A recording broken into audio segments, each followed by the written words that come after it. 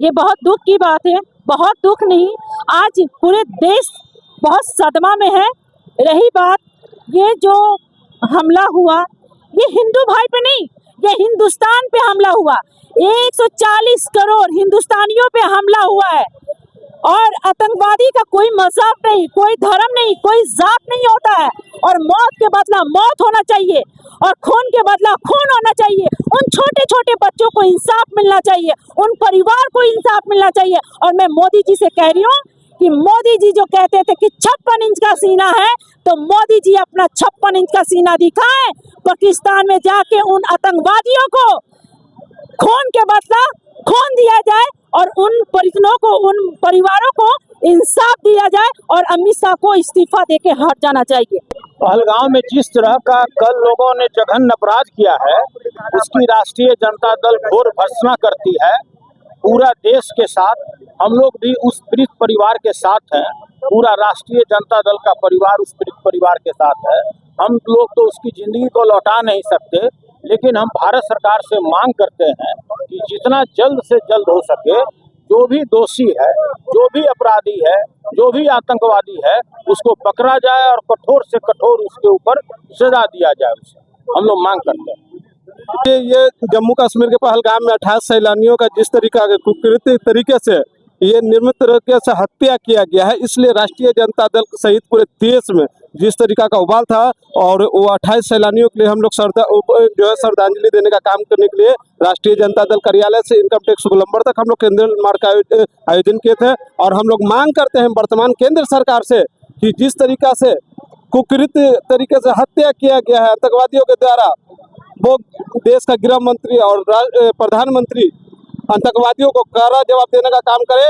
और नहीं होता है तो बिहार के युवाओं को, देश के अंदर के युवाओं को बॉर्डर पे भेजने का काम करे और ऐसे आतंकवादियों को मुंह तोड़ जवाब दिया जाएगा।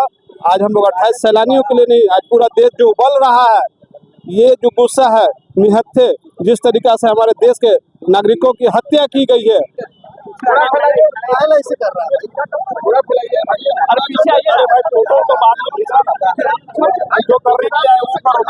विभू थोड़ा पीछे रखो।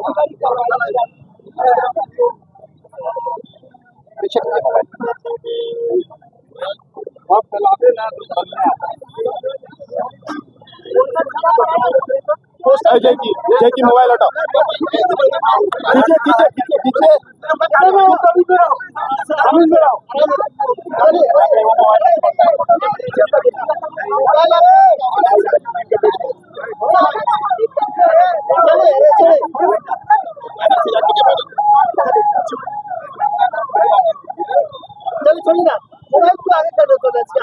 भैया अरे हम भी आपके पीछे हैं।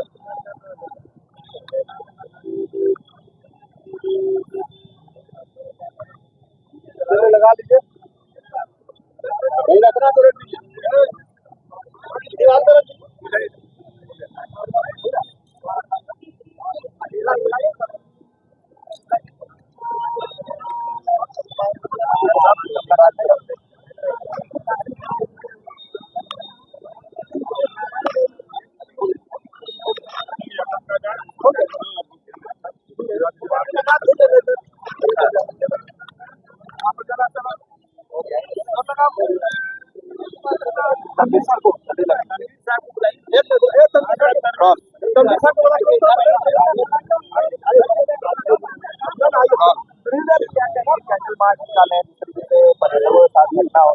पहलगाम में जिस तरह का कांड भर्त्सना की जाए वो इस तरह का अमानवीय जो कार्य किया गया है, जिसके द्वारा भी राष्ट्रीय जनता दल मांग करती है कि जल्द से जल्द वैसे आतंकवादी को पकड़ उसके ऊपर में तुरंत सजा दिलाया।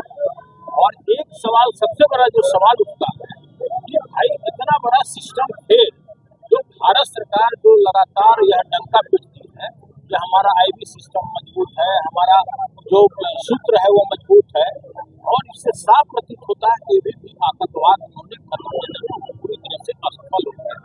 और अब क्या है तो घरियालू आंसू बहाने के लिए वहां जा रहे हैं।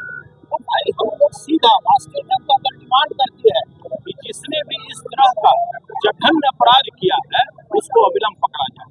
और और जो भी भारत सरकार के दोषी अधिकारी दोषी मंत्री हो उन पर अविलंब कार्रवाई किया जाए। सुरक्षा की चूक मानते हैं क्योंकि एक पर्यटक घूमने जाते हैं और फिर ऐसी घटना हो जाती है।